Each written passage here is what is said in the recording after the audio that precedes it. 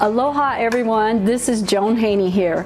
I'm so excited to share with you some of the foods that I'm going to be eating out of my food storage, what we can raise in our own home year-round, and also what we raise on our farm during the nice months. And so I wanted to share that with you because it's so important what we eat. What you put in your body makes a huge difference, especially when you hit 50.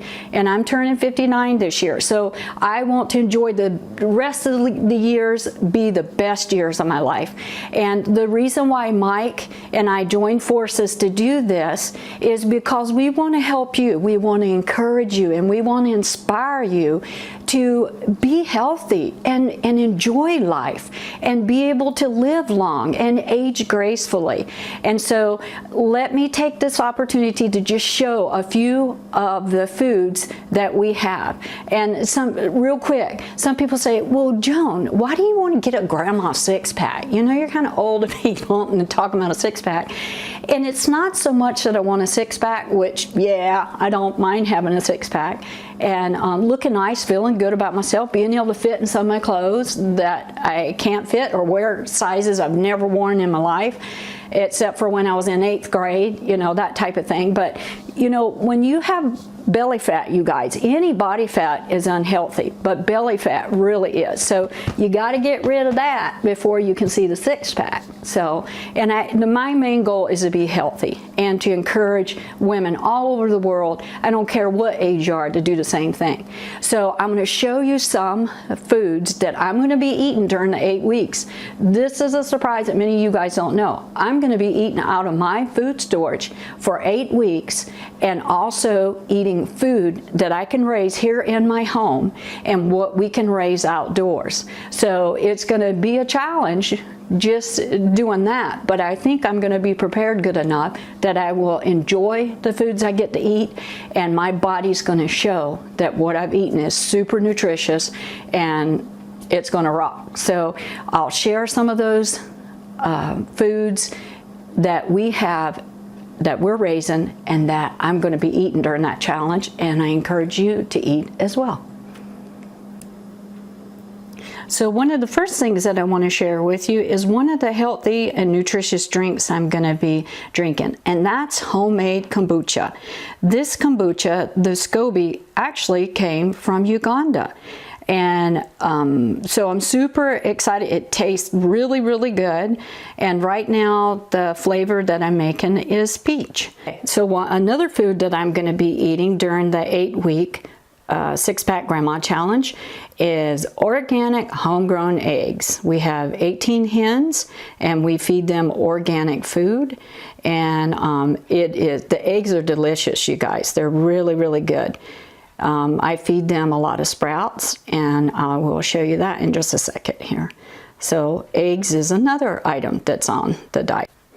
Okay, so I mentioned that I feed my chickens sprouts. Well, sprouts aren't just for humans. They're excellent for animals. And in the animal kingdom, they call that fodder. So what you do is you take your grain, this just happens to be whole wheat, and you soak it overnight, or this, I actually started this morning. Then I'm going to soak it all day long, and then tonight I'm going to drain it to save room. I have my colander underneath my second bowl. I'm going to put it in the colander and drain it, and then put it back into the bowl here and repeat that 3 times for 3 days.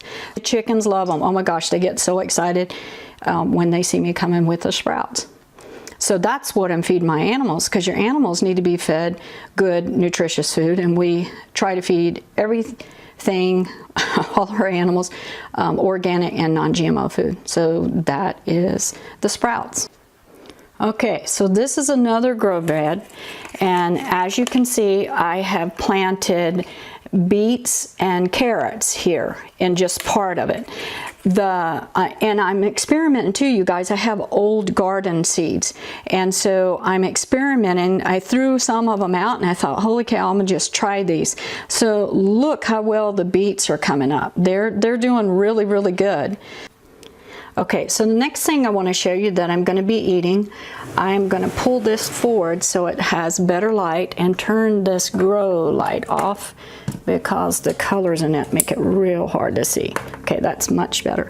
Okay, so what I did is I label. These are just tubs, you guys, busing tubs for restaurants. And in this one, I've experimented with a bunch of different mediums to plant my seeds in, to start my seeds in. And this is little pebbles. So the tomatoes in the back here, these are all cherry tomatoes.